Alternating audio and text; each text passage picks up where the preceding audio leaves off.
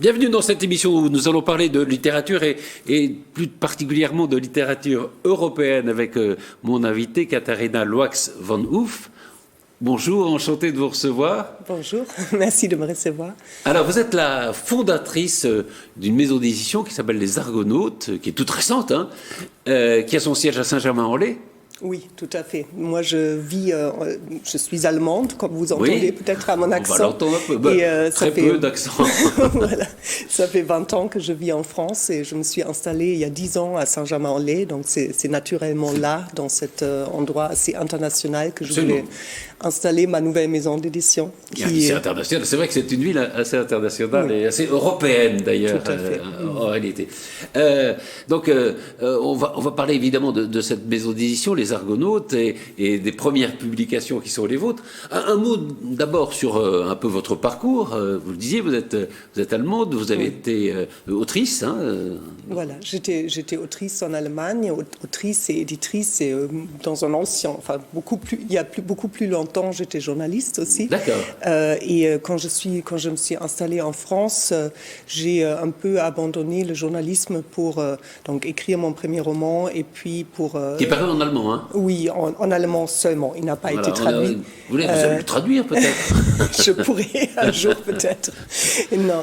Et donc voilà, je suis devenue tout d'abord agent littéraire. Alors, agent littéraire. Voilà. Alors ça m'intéresse parce que en France, on a découvert les agents littéraires, mais il n'y a pas si longtemps que ça. C'était quelque chose de courant aux États-Unis. Notamment, tous les grands auteurs américains avaient des agents littéraires. En France, c'était plutôt les maisons d'édition elles-mêmes qui s'occupaient des auteurs. Et puis, sont arrivés les agents littéraires. Alors, en quoi ça consiste, agent littéraire ? Tout à fait. Donc, ce qui existait depuis longtemps, c'était les sous-agents. Donc, les co-agents existaient déjà pour vendre les droits de traduction. Ça, c'était mon métier. Donc, c'était des agents sur place qui vendaient les droits de traduction des éditeurs américains dans la plupart du temps, ou aussi allemands ou asiatiques, aux éditeurs français. Donc, ce n'est pas le travail directement avec les auteurs. Ce qui est assez nouveau, c'est que les Français aussi s'occupent des agents qu'on appelle directs, vraiment littéraires. Et c'était le cas de ma patronne Anna Jarota Agency, qui était notamment l'agent direct de Valérie Trierweiler, pour nommer le projet le plus Merci médiatisé. Merci pour ce moment. Qui a été traduit alors, ça a été... Voilà, il était traduit dans plusieurs langues. Ça intéresse les étrangers. Tout à fait, tout à fait. Et puis, elle est aussi l'agent de Catherine Pancol, par exemple. Oui, donc, elle a quelques projets, mais moi, je m'occupais de la vente des droits de traduction, donc aux éditeurs. Il y a des grands salons comme Francfort, par exemple, qui est un salon extrêmement important pour la littérature. Et c'est là que se nouent. Alors, les éditeurs arrivent avec quelques pages des livres, et puis voilà, on les vend pour l'export, si je peux dire. Tout à fait. Et c'est là où je profite de mon ancien métier d'agent. Je les contacte dans le monde entier. Donc, pour avoir été à Francfort depuis 10-15 ans maintenant. Donc, j'ai des contacts qui me permettent maintenant de trouver les voies les plus intéressantes dans le monde entier. Donc ça, c'est vrai, c'est très alléchant. Des auteurs et voilà. Tout. Voilà. Alors, donc, agent littéraire, et puis après, vous entrez dans une très grande maison d'édition qui est Gallimard, où vous vous occupez du secteur de la littérature étrangère, hein ? Tout à fait. J'étais responsable du service de littérature étrangère, donc j'ai coordonné les publications et je me suis occupée directement des langues un peu autres pour lesquelles il n'y avait pas de spécialiste dans la maison. Donc je me suis occupée en tant que spécialiste de l'allemand, de la littérature allemande, mais aussi de la littérature néerlandaise, israélienne, asiatique, arabe. Donc j'ai eu comme ça beaucoup de territoires desquels je me suis occupée. C'est vrai que quand on dit littérature étrangère, on pense essentiellement, en France, à la littérature anglo-saxonne, qui prend une grosse part de marché, je suppose, de la... Oui, en fait, 75% des romans traduits en français sont traduits de l'anglais. De l'anglais, c'est ça. Moi, en tant qu'éditrice, donc des grands auteurs comme Orhan Pamuk, européens, Orhan Pamuk, Herta Müller, Peter Handke, Bernhard Schling, enfin, Stéphane Hertmans de la Belgique. Donc moi, j'avais des auteurs européens qui avaient beaucoup de succès chez Gallimard, donc qui étaient très aimés par le public, les auteurs italiens aussi, Eri De Luca, Elena Ferrante, c'est des grands succès, et c'est la littérature européenne. Mais le préjugé, normalement, c'est que ça marche pas, c'est cher, c'est compliqué, enfin, voilà. Il y a eu quand même, alors, c'est vrai que la littérature anglo-saxonne, évidemment, c'est celle à laquelle on pense la première, mais c'est vrai que des auteurs italiens connus, vous en avez cité, il y en a, espagnols depuis Cervantes, quand même, ou l'Italie depuis Dante, enfin, il y a une... Et puis on a découvert un peu, souvent à travers les polars, comme Millennium, la littérature scandinave ces dernières années. Tout à fait, tout à fait. On découvre, et je pense, mais on n'est pas conscient que ça soit là et que ça forme un ensemble, c'est-à-dire un patrimoine culturel européen. Absolument.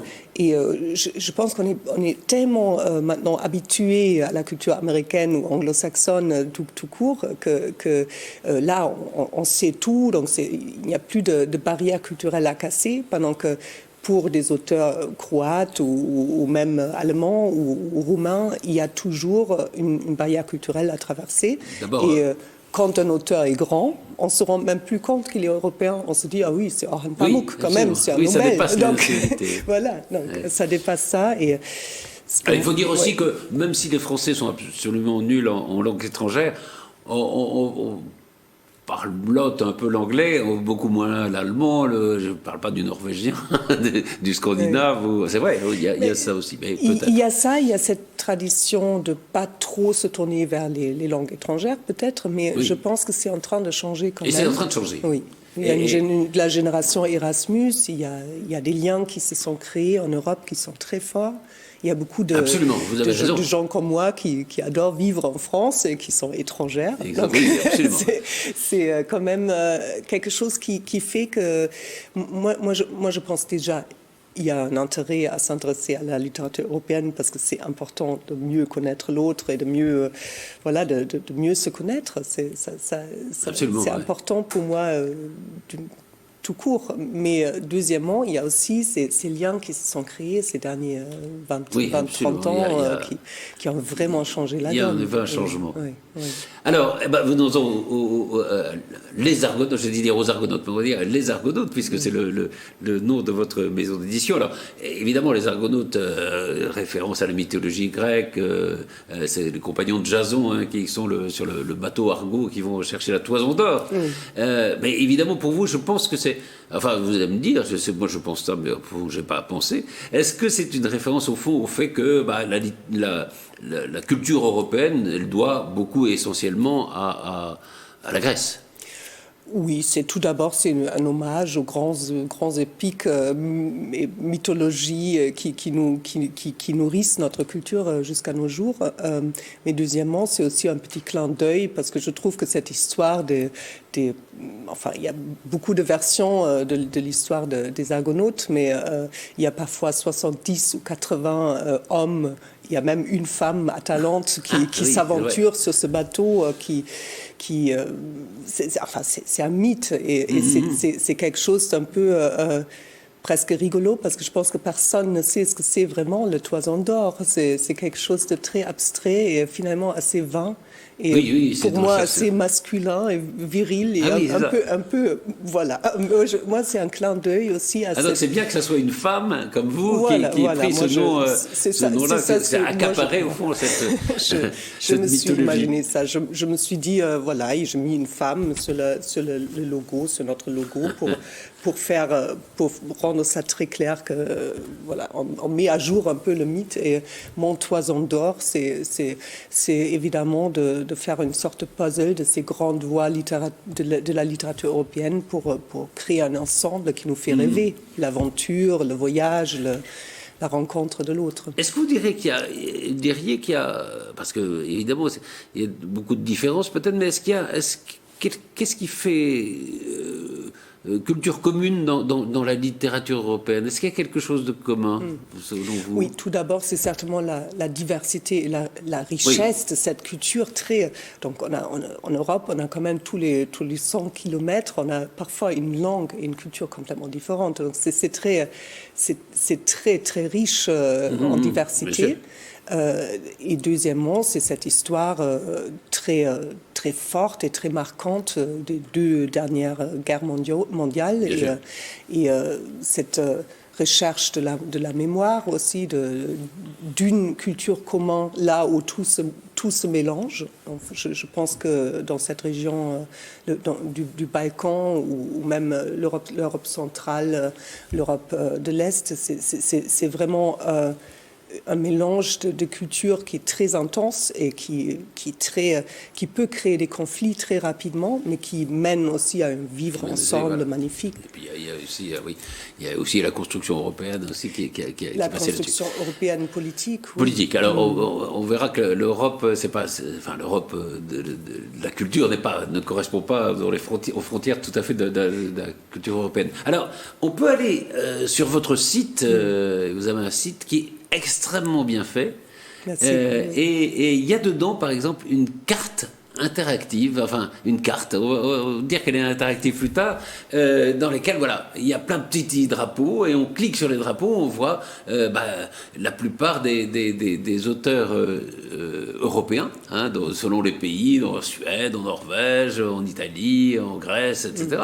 Et donc il suffit de cliquer, on tombe sur les livres. Où est-ce qu'il... Alors, c'est pas forcément des livres que vous publiez vous, hein, c'est des références, c'est des livres qui sont chez d'autres éditeurs. Et alors c'est absolument formidable parce que la carte, je disais, elle est interactive, c'est-à-dire que ce sont les lecteurs qui la remplissent, hein, c'est ça? Pour l'instant, c'est surtout moi et alors, mon équipe. Pour l'instant, c'est vous, non, mais au départ, mais bien sûr. On espère et on encourage beaucoup les lecteurs, les traducteurs, les spécialistes, les éditeurs aussi, tout le monde qui aime et qui soutient cette littérature européenne, d'ajouter les livres sur la carte. C'est possible. Elle est interactive. Voilà, si j'ai découvert un livre, alors, je sais pas, moi j'ai cliqué sur l'Ukraine, par exemple, alors j'ai vu le livre d'Andrei Kourkov, qui est publié chez Liana Levy, hein, qui s'appelle Les abeilles grises. Alors si on s'intéresse à l'affaire du Donbass, voilà, c'est ce qu'il faut lire. En Norvège, je tombe sur Les Invisibles de Roy Jacobsen, par exemple. Enfin, et c'est vrai que c'est formidable parce que là, voilà, il y a beaucoup de livres qu'on n'a pas lus, évidemment, et qu'on peut découvrir grâce à cette carte qui se trouve sur votre site. Autre chose, alors qui je trouve formidable aussi sur ce site, c'est les 15 classiques de la littérature européenne à lire absolument. Voilà. Ça, c'est formidable, parce que... Alors, on peut feuilleter comme ça. Et évidemment, ça commence par le docteur Zhivago. Oui. Hein, oui. Alors, il y a les classiques, alors là, de Boris Pasternak, évidemment. Bon, ça peut-être pas la peine de s'y arrêter, mais il y a aussi un livre que je connaissais pas, moi, La place du diamant, de Mers Rodoreda. Oui, tout à fait. Donc, il y a vraiment... Ça, ce sont pas des livres que tout le monde connaît. On s'est vraiment efforcé de regarder un peu plus loin et de révéler les pépites qui pourraient amener à des vraies découvertes. Mais absolument. Ce sont à chaque fois des grands classiques. Voilà, il y a évidemment, je parlais du docteur Zhivago, il y a aussi, si c'est un homme de Primo Levi, il y a aussi Le désert des Tartares, Le Guépard, enfin, donc des livres que des gens connaissent, je ne sais pas si tout le monde ne sait pas lu, mais qui sont évidemment ces classiques. Et puis des découvertes, par exemple, je ne sais pas, Abigail de Magda Szabo, qui est une écrivaine hongroise. C'est un bijou, c'est un livre sur une petite fille qui est cachée, qui est envoyée par son père dans un internat et elle ne sait pas ce qui lui arrive et elle est extrêmement fâchée contre son père. Et il s'avère à la fin que c'était pour la cacher. Quand les nazis commençaient à chercher à chercher les juifs et qu'elle était cachée et c'est plutôt un livre culte qu'un grand classique peut-être, mais c'est en train de devenir un classique. Donc, ce que j'essaie de faire... Après le mot classique, voilà. Moi je dirais les 15 livres qu'il faut lire si on s'intéresse à la littérature européenne. Et c'est très très bien fait. Alors, il y a aussi le fidèle Rousseland, alors ça c'est sur le goulag, en Russie. Il y a Zorba, Alexis Zorba. C'est Zorba le grec, c'est la même chose? C'est Zorba le grec, C'est l'original de la littérature qui après est devenu ce film fameux. Donc, oui, absolument. Ah oui, c'est-à-dire que le livre s'appelle Alexis Zorba et le film s'appelle Zorba le grec, c'est pour ça? Tout à fait. C'est pour ça qu'on connaît sur... oui. Non, et là, on se rend quand même bien compte du poids de l'histoire dans la littérature européenne, mais aussi de ces destins féminins comme Mercè Rodoreda et Dulce Maria Cardoso qui espagnole. Hein? Donc, Dulce Maria Cardoso est portugaise et Mercè Rodoreda, c'est la littérature catalane. Donc, ce sont deux femmes qui ont souffert de la guerre, des mouvements historiques et politiques du monde. Et c'est leur destin qui est raconté. C'est extrêmement fort aussi. Donc, Et si j'en reviens, on parlait tout à l'heure de la littérature nordique, il y a ce roman finlandais qui était un best-seller, le Lièvre de Vatanen. Voilà, c'est magnifique. C'est magnifique. On a même fait toute une série de recommandations de livres qui mettent en tant que protagonistes des animaux, parce que c'est très sympa. Donc, c'est un journaliste qui trouve un lapin et qui... au lieu de continuer sa vie, continue sa vie avec le lapin. Donc, c'est très, très charmant. Ouais. Ce qui est génial, ce que je trouve très beau, formidable, c'est que sur ce site de la maison d'édition Les Argonautes, ça prouve votre générosité. C'est-à-dire que votre but, c'est de promouvoir, au fond, la littérature européenne qui va au-delà même, je disais, de votre propre publication. Alors, vos publications, on y arrive, ça commence, c'est tout récent, ça date de maintenant, les premiers livres. Donc, le premier, c'est Marante de Mort, la Vierge néerlandaise. Oui, tout à fait. Vous avez les versions originales, je crois. J'ai ici la version originale. Je vais vous montrer aussi, voilà. Ouais. Oui, c'est un roman qui a été traduit en 17 langues et qui est vraiment désormais en quelque sorte un classique aussi, parce qu'il a été écrit en 2010, mais il n'a jamais été traduit en français pour l'instant. Et chaque année, il y a une traduction qui se rajoute dans le monde. Donc, chaque année, il y a un éditeur qui le découvre.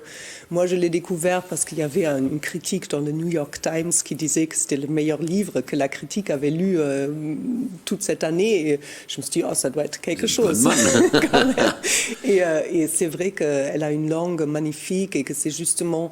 elle va justement chercher une histoire assez historique. Donc, c'est ça raconte quoi? C'est l'histoire d'une jeune fille. Je vous dis ça parce que je ne l'ai pas... Oui, bien sûr, je veux bien vous raconter. Il sort là. Il sort là. Donc, c'est une jeune fille, Yana, qui a 18 ans et qui est passionnée d'escrime. On voit sur la couverture. Ah oui. Et c'est dans l'entre-deux-guerres, donc dans les années 30, 1936. Elle est envoyée pendant l'été par son père chez un ami en Allemagne, à travers la frontière. Il s'avère que cet ami, c'est un grand maître d'escrime, un aristocrate qui vit sur une belle propriété. Ça rappelle un peu Daphne du Maurier, peut-être, de Rebecca. Et il est abîmé, c'est une gueule cassée, il a des problèmes de la guerre. Donc c'est un grand hussard, un hussard de corps allemand. D'accord. Qui vit toujours dans ce monde d'honneur, d'amitié, des codes d'honneur très, très forts de l'avant-guerre et qui a le plus grand mal avec ce nouveau monde qui s'approche, c'est-à-dire les nazis, le barbarisme de cette manque de culture, justement. Absolument. Et, l'absence de culture, tout à fait. Voilà, et cette jeune fille découvre, en passant les frontières, et ça c'est très très bien fait, très intelligent, elle passe la frontière vers l'âge adulte, elle découvre ce monde des adultes plein de mensonges, de chimères, d'honneur, de faux honneur, et justement de violence des nazis qui approchent. Donc, c'est très, Marin de Mort. Alors, je tiens, voilà, hein, c'est votre première publication. Il y a déjà une page dans Le Monde des livres oui. sur ce livre. Donc, voilà, on peut... C'est la preuve que voilà, vous avez fait un très bon choix. Oui, je cherche vraiment des auteurs qui ont tous déjà des grands prix dans leur pays d'origine, qui sont largement traduits. Donc je cherche vraiment la qualité, les pépites. Voilà. Les traducteurs, c'est difficile à trouver. Il y a beaucoup de traducteurs de néerlandais, par exemple. La langue. En néerlandais, on a une grande qualité. Donc c'est très. Le pays fait une politique culturelle envers la littérature très forte et donc moi je connais 6 traductrices qui sont formidables. Après je veux pas les autres je les connais pas, mais c'est vraiment de grande qualité. De la littérature étrangère à Gallimard, voilà. Donc vous devez en connaître certains. Oui. Bon, tout à vous me dites voilà les journaux américains disent c'est le plus gros roman de l'année. Enfin c'est un très gros roman. Et le fait que vous soyez une jeune maison d'édition, ça ils vous ont accordé leur confiance, c'est quand même formidable ça. Ça dépend, parfois c'est très difficile, donc en ce moment, oui, il faut que je me batte et en ce moment je perds encore beaucoup d'enchères parce qu'à chaque fois que moi je trouve une pépite, je fais une offre à l'agent. Et puis ça monte, oui, d'accord. Voilà, ça monte et moi j'ai pas beaucoup de fonds, je suis indépendante, donc c'est mon propre budget. Enfin c'est bien que... bien que vous fait confiance. Oui, c'est très bien, mais voilà, dès qu'il y a un grand éditeur qui saute sur le projet, ce qui arrive souvent, moi je perds en général. Mais je connais ces gens, les agents, vous avez des depuis liens longtemps. Personnels. Et je pense que ça va bientôt devenir plus facile. Alors, donc, Marin de Mort, la Vierge néerlandaise, ça s'est paru déjà. Hein, oui. Début février, je crois. Début février, tout à fait. Pajtim Statovski. Pajtim Statovci. C'est très difficile à prononcer. C'est un auteur, en fait, qui est finlandais, mais qui est d'origine albanaise. Donc, il vient du Kosovo. Quand il avait 2 ans, ses parents ont fui la guerre au Kosovo. Il y avait ces conflits entre les ethnies et l'auteur, il est vraiment d'une famille de migrants. Il a fait une énorme carrière parce qu'il vient de recevoir pour ce livre le prix Finlandia, donc c'est l'équivalent du prix Goncourt en Finlande. Donc je trouve déjà vraiment... Et il est le plus jeune auteur à l'avoir jamais il est tout jeune, oui, on le voit là. Oui. Il n'avait même pas 30 ans quand il a reçu ce prix et c'est quand même déjà une carrière remarquable. Il enseigne la littérature comparée à l'université de Helsinki.